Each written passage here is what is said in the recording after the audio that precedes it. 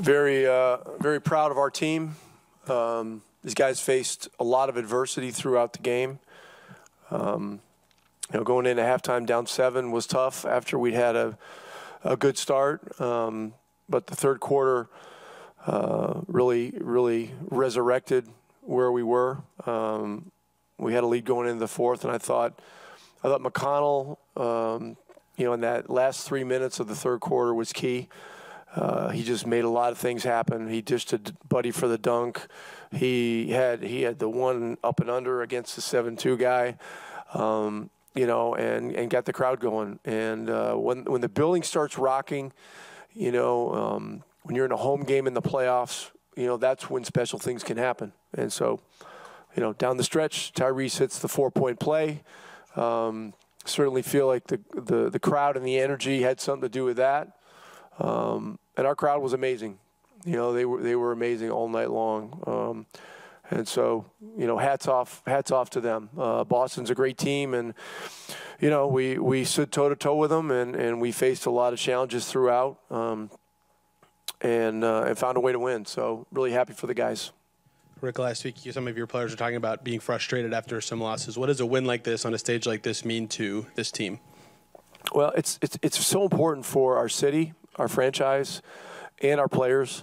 The thing you don't realize, you see an NBA team and you see, 15 guys or 13 guys that are dressed, or 15 or whatever it is, and you don't realize all the people behind the scenes that are working to, fill the building and, keep the court, looking great and serviceable. I mentioned that before the game, what Mel Raines and her crew did.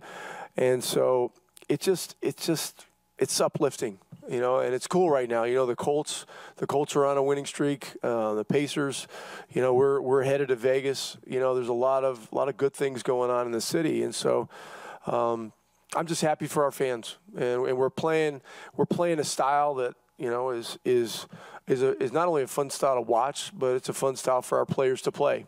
And defensively, these guys present, very unique challenges, with their size and ability to create. And so, all things considered, we did a pretty good job taking away their threes. And, we survived some of the hellacious shots that they hit. Tyrese's first ever triple-double. What stood out to you about what he was able to do tonight? Yeah, he was terrific. And, as the game went on, he became more and more determined on the defensive end. They were trying to attack him, to wear him down. Jenny and Jim came up with some good adjustments to help us, take away some of their momentum. And then, he got deflections. He scooped up loose balls. And then, some of the shot making and the assists, were breathtaking. So really happy for him. There will be many more triple doubles to come, I'm sure. He mentioned needing an inhaler and feeling like he needed to be more aggressive at halftime. What conversation did you have with him about the first half of the game and what he needed to do in the second? Well, we were going to get him an early rest coming off of the bronchitis or whatever he had, and did that with TJ in the first half, got him back in. And then, with the longer timeouts in national TV games, you don't realize it, but they're 3 minutes and 25 seconds, I think, or 3.5 minutes. And so there's a lot more time for your star player to rest. And so really encouraged, our guys during the timeouts to stay down until, the last 20, 25 seconds. I saw Jason Kidd do it for years in Dallas. He just, he stayed there. He cleared his mind, and he really uses it as an opportunity for physical and mental rest, because NBA players put an awful lot into the competition. There's so much going on out there. There's so many events.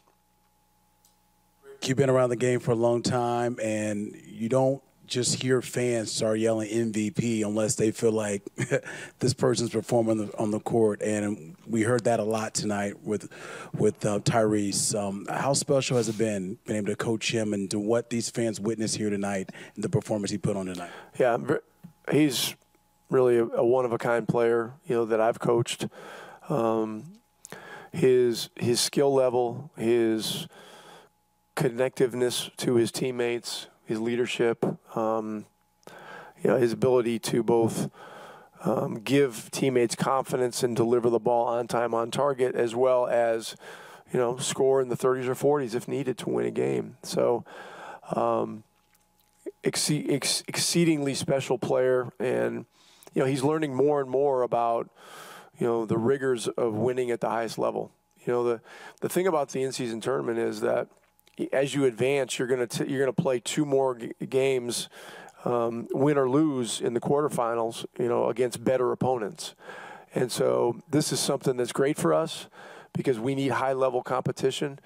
And it really is another thing that's a simulator of playoff basketball. So it really helps. It really helps us. And so, coming out with a win tonight was big for a lot of reasons that I mentioned. But I know this is very special to him as well. You guys held them 12 of 41 from 3. What did you like about the defense, the contesting overall, and how much do you think just the smaller lineup you played with when Miles was not on the floor had to do with that?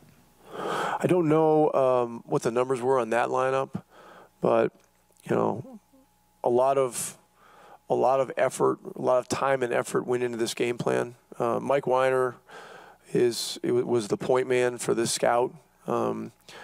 He's one of the best I've ever seen at breaking a team down. And he, along with Jim and Jenny, really talked about what our defensive strategy was going to be. It's one of the most difficult teams you could ever play because of their ability to rise up, like they did in the first game against us, and just knock in 3-point shots in your face. And they also drive the ball, and they were doing more cutting tonight. So, Mike really helped us put together a solid plan to make it as difficult as possible. You're not going to stop a team like this, but he put a lot of work into it. And the adjustments that we made, there was one adjustment we made at halftime, which is something we had never done, but our players adjusted to it. We did it and slowed them down a little bit, in the second half. So, I'm sure both teams put a lot of work into this game. Well, you'll tell me what the adjustment was. No. Okay, didn't think so. It was it was a pick and roll coverage thing. Okay. Aaron, obviously, this is always a game that matters to him, whenever he gets to play Boston. But it seemed like just both ends, certainly a lot of big buckets driving the ball late, and just the defense that he gave on Tatum and on Brown. What impressed you about him in particular night? I know he does it all the time, but what stood out to you just about what he was able to do? Yeah, he's just he's a relentless competitor. And, in both Miami games, he got the ball downhill at the right times. He did it again tonight in the fourth quarter when we needed it, when they were really paying a lot of attention to Ty, and Buddy was having a hard time shaking loose. And so, he's a terrific young player. We're very fortunate to get him in the trade, with Malcolm, and so, he's a big part of our future, and his versatility is something that is so valuable. It's hard to find a guy that can, stay in front of Tatum, let alone make it difficult on him when he's shooting the ball. But, Aaron played against him for 2 years in practice. That certainly helped. And it wasn't like Tatum didn't have a great game, but Aaron did a very commendable job, staying in front and at least making the shots as difficult as possible. Rick, when Ty first got here, I think he balanced back and forth of when to attack, when to be decisive, and when to get kind of others involved. We saw that third quarter where he accounted for the first 20 points in one way or the other. What has that kind of evolution been like for you to see up close, him just being 23 years old and really taking off? Yeah, I don't worry much about offensive adjustments with him. Our team, most of the things that we talk about are defensive adjustments, because we want to put ourselves in a position to make shots difficult, rebound, and get into our running and pace game. It's clear that Ty's evolution is ongoing, and it's erupting before our very eyes. And the 44-point game in Miami was something else. And we probably caught a break in a way that, you know, he was able to take a game off, because that game, I think, took a lot out of him. He ended up playing 40 minutes because we had foul trouble and other things. But tonight, you know, the longer timeouts helped him, and I thought we tried to spell him when we could. He still ended up playing 40 minutes, but, you know, in some playoff games, that's how it goes. You know, that's how it goes. But he's a spectacular, you know, spectacular player. And, you know, I know that Tatum got Player of the Month, but, you know, Tyrese had to be right there. You know, down the line, things like that will happen. You mentioned your pace game, Rick, and the way you guys get out and run when you get going. When you guys shoot 29% in the first half from 2 and you're only down 7, do you sort of look at that as, hey, if we could just keep hanging around with our offense, we always have the ability to go on a 15-point run at any point and flip a game around? Yeah, we have great belief in our offense and what we're doing, and our players are getting better and better at just finding ways to help each other cause problems for the opponent. The big issue we had in the first half were the rebounds. We just, you know, we would play out a defensive possession. There were 4 or 5. We did a great job and just couldn't secure the rebound. And they get it back, and, you know, Hauser hits a 3, and then somebody else gets it and ends up, you know, making a layup, you know, and stuff. So, you know, that stuff is our challenge, you know, and so we just gotta stay steadfast and just keep working on those things. But, you know, I like the way we play, because, you know, it's a fun style, but it's a commitment. You know, running is a commitment, and you gotta have guys that are in great condition and are willing to, you know, run to the corners.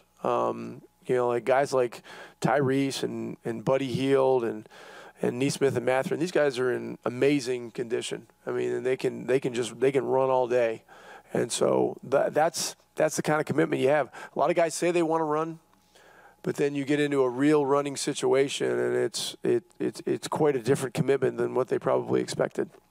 You mentioned it, but you've been around a lot of great players in your career playing and coaching. I was just curious, you've seen Tyrese have a lot of runs like he did at the start of the third quarter, when I think he scored or assisted on 24 out of 27 points. What is it like when you're sort of watching him take a game over like that? Well, there's a surreal element to it. And, you know, the players in today's game have increased their range so much, you know, that sometimes a guy will, you know, do a killer crossover, step back, and shoot a 37-foot shot. you know, if you grew up in the 80s and 90s watching NBA basketball, it's kind of like, wow, what, and then holy, you know, it's pretty amazing. But all these guys, you know, Tatum made a 30-footer, 33-footer tonight.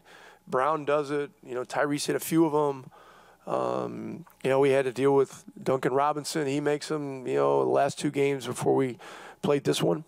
And that's where NBA defense is different, and it's changing. And trying to keep up with, you know, what NBA defense means now is a challenge, because it's much more read and react than just to simply have a system. And so, you know, we work on it constantly, and you know, and we're going to continue to do that as well. Thanks.